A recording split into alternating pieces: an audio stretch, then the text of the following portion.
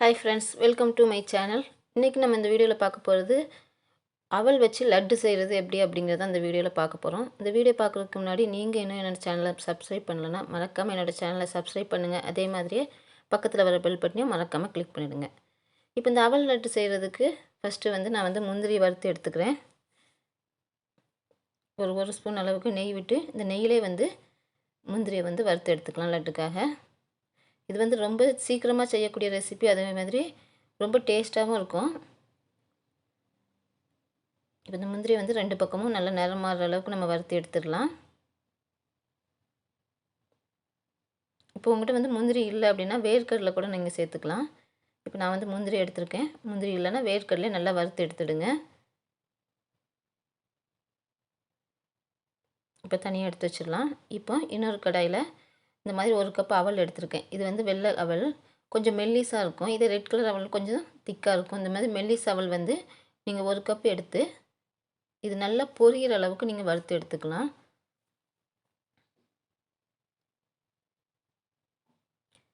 இது நல்லா வெடித்து பொரியிற அளவுக்கு நீங்கள் இதை வறுக்கணும். உங்களுக்கு அந்த சவுண்டு வரும் பொரியும் போது, அந்த சவுண்டு அடங்குற அளவுக்கு நீங்கள் இதை வறுத்து எடுத்தால் போதும்.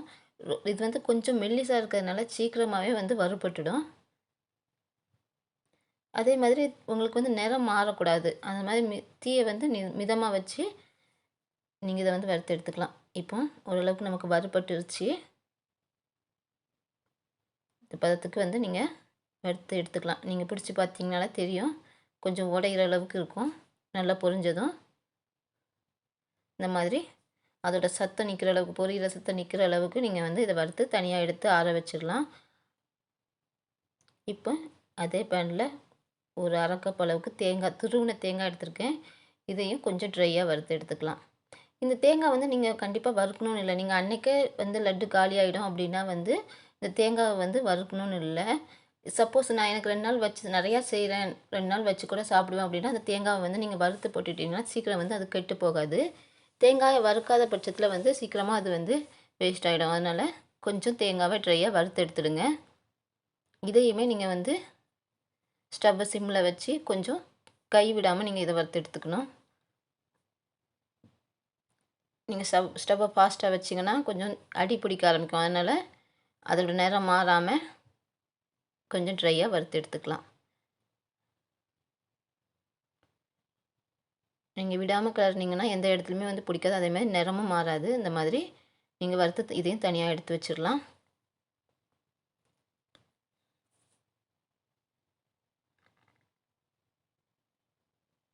இப்போ நல்லா வறுபட்டுருச்சு. இப்போ ஏற்கனவே வறுத்த அவலை இந்த மாதிரி மிக்ஸி ஜாரில் போட்டு நல்லா பொடி பண்ணிவிடுங்க. நல்லா பொடியாக நைஸாக அரைச்சி எடுத்துக்கலாம். பாருங்கள், இந்த மாதிரி நீங்கள் பொடி பண்ணி வச்சுக்கணும். இப்போ ஏற்கனவே நான் வறுத்த கடாயில் ஒரு 3/4 கப் அளவுக்கு பிடிச்ச வெல்லம் எடுத்திருக்கேன். இந்த வெல்லத்தை விட்டு கொஞ்சமாக அது முங்குற அளவுக்கு தண்ணி விட்டு இதை பாகு காய்ச்சிக்கலாம். இது பாகு பதம் தேவையில்லை. நீங்கள் இந்த வெல்லம் நல்லா கரையிற அளவுக்கு கரைச்சிக்கிட்டாலே போதும். இதை நம்ம பாகு பதம் வர தேவையில்லை. இந்த வெல்லம் நம்ம பொடிச்சு எடுத்துருக்கிறதுனால சீக்கிரமாகவே கரைஞ்சிடும். அதனால் அந்தளவுக்கு மட்டும் லைட்டாக தண்ணி விட்டு நீங்கள் இந்த வெல்லத்தை நல்லா கரைச்சி எடுத்துடுங்க.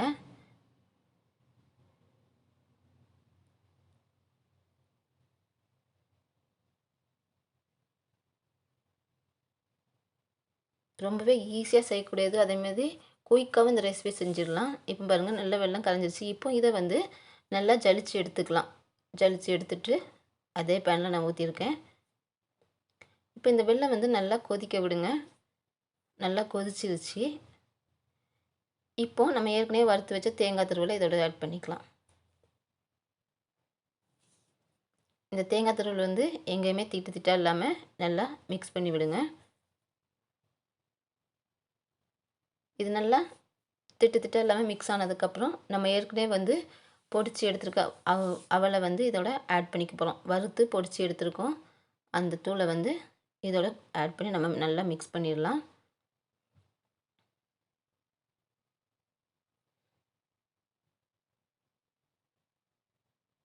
இப்போ இந்த வெள்ளைப்பாகோட இது நல்லா வந்து மிக்ஸ் ஆகணும். அதே மாதிரி நல்லா மிக்ஸ் ஆகும்போது நல்லா திரண்டு வரும். அதாவது நல்லா ட்ரை ஆகி கட்டியாக வர அளவுக்கு நல்லா மிக்ஸ் பண்ணணும்.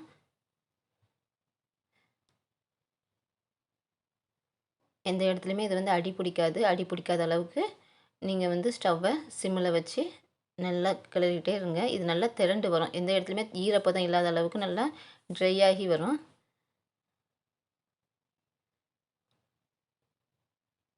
பாருங்கள், நல்லா ட்ரை ஆக ஆரம்பிச்சிருச்சு. எந்த இடத்துலையுமே தண்ணி இல்லாத அளவுக்கு, பாகு வந்து தனியாக இல்லாத அளவுக்கு நல்லா எல்லாம் ஒன்றா சேர்ந்து இந்த மாதிரி திரண்டு வரணும். இப்போ வந்து ஏற்கனவே வந்து நான் முந்திரி வந்து வறுத்து எடுத்துருக்கேன். இதை ஒன்றும் பாதியமாக வந்து உடச்சி எடுத்திருக்கேன். இது கொஞ்சம் நல்லா கெட்டியானதும் நம்ம வந்து ஏற்கனவே வறுத்து எடுத்த முந்திரி இதோட ஆட் பண்ண போகிறோம். ஏற்கனவே நான் சொன்ன மாதிரி முந்திரி இல்லைன்னா வேர்க்கடலை கூட நீங்கள் ஆட் பண்ணிக்கலாம். இப்போ பார்த்திங்கன்னா நல்லா திரண்டுருச்சு. எந்த இடத்துலையுமே பாகு தேங்காய் எதுவுமே தனியாக இல்லாத அளவுக்கு நல்லா மிக்ஸ் ஆயிடுச்சு. இப்போ நம்ம எடுத்துருக்க முந்திரியை இதோட சேர்த்துடலாம். சேர்த்துட்டு ஒரு 2 நிமிஷம் எல்லா பக்கமே அந்த முந்திரி மிக்ஸ் ஆகிற அளவுக்கு நல்லா கிளறிடுங்க.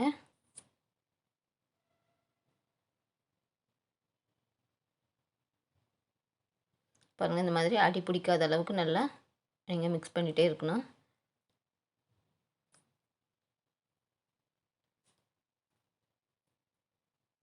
கண்டிப்பாக இந்த ரெசிபி உங்களுக்கு பிடிச்சிருந்தா கீழே இருக்க தம்ஸ் அப் பட்டனை கிளிக் பண்ண மறக்காதீங்க. அதே மாதிரி உங்கள் ஃப்ரெண்ட்ஸ் யாருக்காவது இந்த வீடியோ தேவைப்படுதுன்னா மறக்காமல் ஷேர் பண்ணுங்கள். இப்போ நல்லா ட்ரை ஆயிடுச்சு. இந்த ஸ்டேஜில் வந்து நம்ம அடுப்பை ஆஃப் பண்ணிவிட்டு நல்லா உருண்டை பிடிக்கிற பதத்துக்கு இதை பண்ணிக்கலாம். இதை நல்லா ஆற விட்டுடுங்க. கொஞ்சம் ஆற விட்டால் தான் நமக்கு வந்து உருண்டை பிடிக்கிறதுக்கு ஈஸியாக இருக்கும். சூட்டோடு இதை இப்படி வந்து பிடிக்கணும்னு அவசியம் இல்லை. பாருங்கள், கொஞ்சம் நல்லா ஆறிடுச்சு கை பிடிக்கிற பதத்துக்கு. இப்போ நம்ம கொஞ்சம் கொஞ்சமாக எடுத்து உருண்டை பண்ணிக்கலாம். இந்த மாதிரி லட்டு பிடிச்சிக்கலாம். நம்ம எடுக்கிறது வந்து லட்டு எல்லா லட்டுமே ஒரே சைஸ்க்கு வர மாதிரி நீங்கள் எடுத்து லட்டு பிடிங்க. பார்க்குறதுக்கும் நல்லாயிருக்கும். அதேமாதிரி பசங்கள்லேருந்து பெரியவங்க வரைக்கும் அந்த ஷேப்பை பார்த்தே லட்டு விரும்பி சாப்பிடுவாங்க. அதேமாரி ரொம்ப டேஸ்ட்டான ரெசிபி கூட இது. ஒரு ஸ்வீட் அப்படிங்கும்போது நீங்கள் அவலை வச்சு ரொம்பவே ஈஸியாக ஒரு 5 மினிட்ஸ்லேயே செஞ்சு கொடுக்குற மாதிரியான ஒரு ரெசிபி தான் இது. அதிக பொருளும் தேவையில்லை. கண்டிப்பாக இதை வந்து ட்ரை பண்ணி பார்த்துட்டு எப்படி இருக்குங்கிற கமெண்ட்டையும் கீழே இருக்க கமெண்ட் பாக்ஸில் மறக்காமல் என்னோட ஷேர் பண்ணுங்கள். இப்போ எடுத்துருக்க எல்லாத்தையுமே வந்து நான் லட்டு பிடிச்சிடுறேன்.